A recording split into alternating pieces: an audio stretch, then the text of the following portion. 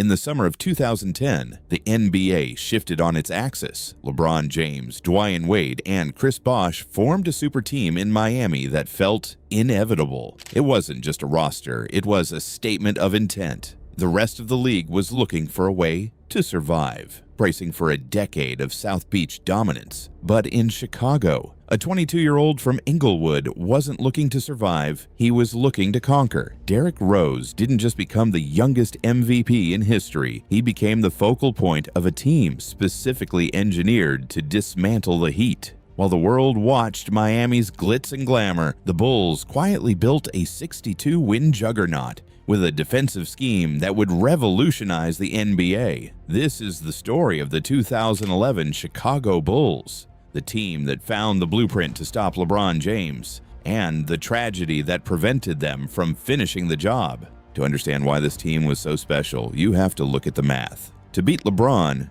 you first had to stop the pick and roll. In 2011, the league was still playing old-school defense. Most teams would hedge, sending a big man high to jump out at the ball handler, but against the pure downhill speed of LeBron and Wade, that was suicide. It pulled the rim protector away from the hoop and left the basket wide open for a lob or a layup. Enter Tom Thibodeau. Fresh off a championship run as the defensive architect of the Boston Celtics, he brought a solution to Chicago called ICE.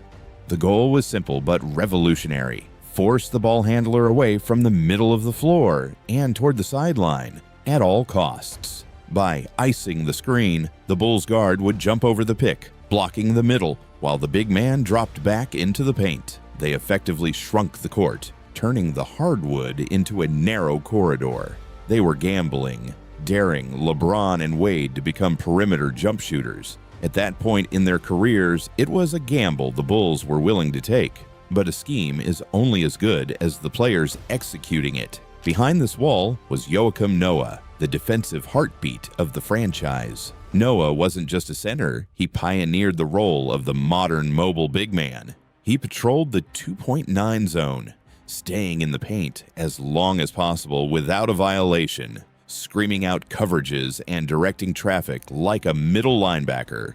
In 2011, the Bulls finished with the #1 defensive rating in the entire league. They didn't just play hard, they played Thibodeau hard. Every single possession was a physical grind. There were no easy baskets in the United Center, none. While the defense was a collective masterpiece, the offense was a cult of personality. In an era that was slowly beginning to move toward ball movement and spacing, the Bulls ran a system that was almost entirely dependent on one man. Derrick Rose was the only player on the roster who could consistently create his own shot from nothing. Thibodeau gave Rose the ultimate green light. The blueprint was simple. Rose initiates. The defense collapses in absolute terror, and he either finishes with an impossible, acrobatic layup or kicks the ball out to the bench mob.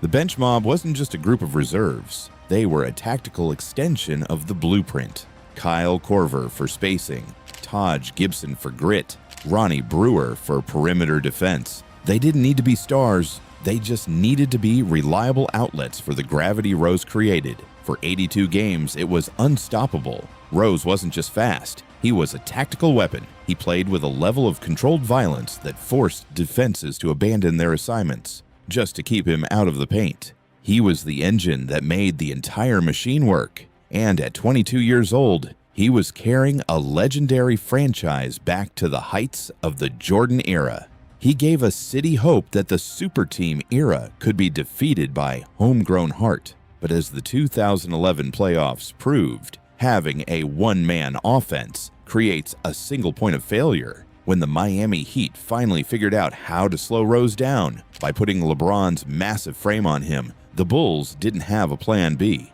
They fell in 5 games, but they didn't leave discouraged. They left with proof. They had the best record in the NBA. They had the MVP. They had the defense. They just needed one more year to grow. Fans often say those Bulls were one piece away, but the true tragedy of this era isn't that they failed to find that piece. It's that we never got to see the 2012 version reach its final form. The Bulls came back in 2012 even better than the year before. They were the #1 seed again. They were deeper. They were hungrier. They had spent a whole year obsessing over how to get back to Miami. The rematch felt written in the stars. It was the only series the world wanted to see. But then, the lights went out. April 28, 2012, Game 1.